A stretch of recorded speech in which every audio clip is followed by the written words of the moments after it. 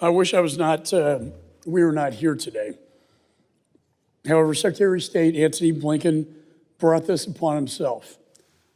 I take no joy in this procedure. After months of the Secretary ignoring countless requests for his testimony, I was forced to subpoena him to discuss the findings of my report into the catastrophic withdrawal from Afghanistan. Secretary Blinken violated that subpoena and refused to appear. And now I have no choice but to move forward with holding him in contempt of Congress. What a sad waste of time at such a serious and dangerous moment around the world. This is simply another attempt by the majority to wield the power of this committee to score cheap political points. This action is nothing more than an extension of their highly partisan, cherry-picked report on the Afghanistan withdrawal. As soon as you hit any real substance in the majority's report on the withdrawal, just beyond the table of contents and the list of key people and the grainy pictures that flower this report, you'll find its first fundamental flaw. And again, I'm talking about the majority's Afghanistan withdrawal report. On page 8, let me show it to you, right here. On page 8, this report presents the finding of the committee's majority investigation into the Biden-Harris administration withdrawal from Afghanistan in 2021. The U.S. withdrawal from Afghanistan is understood to encompass, note the limitations here, the U.S. military retrograde beginning with go-to-zero order officially announced by President Biden on April 14th, 2021 through the non-combatant evacuation operation ordered by President Biden August 15, 2021. The Afghan withdrawal studied in a prism of 4 months. No way did they want to go back and look at what Mr. Trump might have done to set this in motion. They didn't want to examine that. It's obvious the majority's report was developed from a predetermined political conclusion in this political season, one which shields the action of the Trump administration from criticism and places all blame on the Biden administration.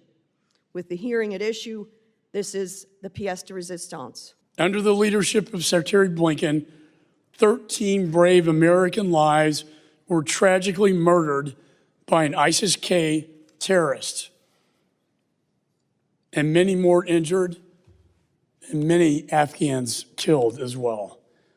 Rather than take accountability for this, the Secretary hides from the American people.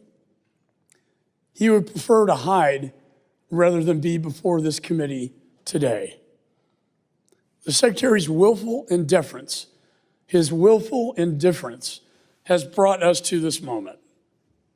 I take no joy in moving forward to hold the Secretary of State in contempt of Congress. In my judgment, he and the White House have made a judgment call that the risk simply outweighs the reward. And to my colleagues, your actions today will speak to the respect you afford Congress and its constitutional responsibility. I urge you all to join me in supporting this measure, holding Secretary of State Anthony Blinken in contempt of Congress for violating a subpoena duly issued by this committee. For without that power, not only does that render this committee meaningless, but so too does it render the Constitution of the United States meaningless. I want to read to you what John Bolton and H.R. McMaster, two former Trump national security advisors known for their hawkish views, lambasting both Trump and Biden for the withdrawal, though they've been very critical of the Taliban agreement. This is McMaster. Our Secretary of State, Mike Pompeo, signed a surrender agreement with the Taliban. McMaster said, It was a surrender agreement by the Trump administration. Nowhere do we really see much of anything about what Mr. Trump did. If you take a look at the total report, the report includes only half a page of an executive summary and about 8 pages of background out of a total of 345 pages of this report directly focus on the Trump administration.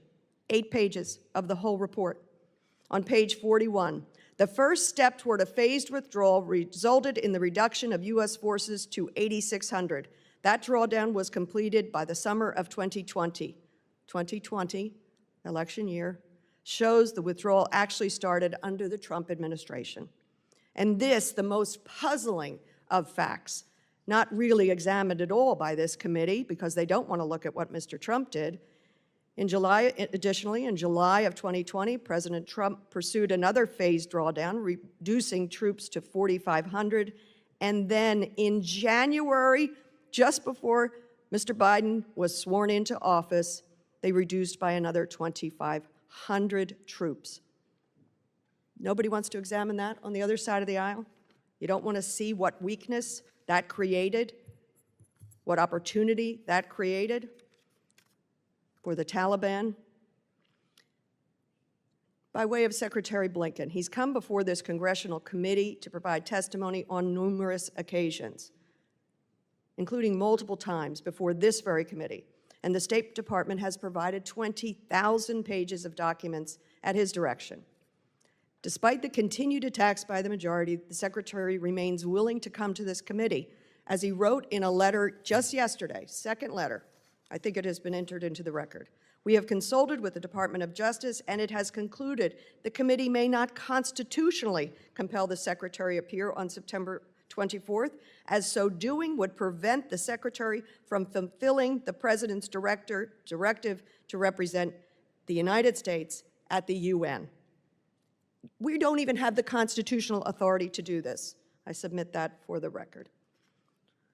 So finally, I think no matter what we're saying here, this rush to subpoena and then this rush to this resolution condemning the Secretary, where were we when Mr. McCarthy and 4 other GOP leaders were issued subpoenas by the January 6th committee?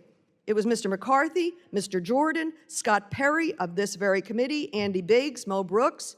Where was our outrage then when they failed to appear for their subpoenas? This is a political stunt. It is dangerous, it is sad, it is nakedly an attempt at politics. And I yield back.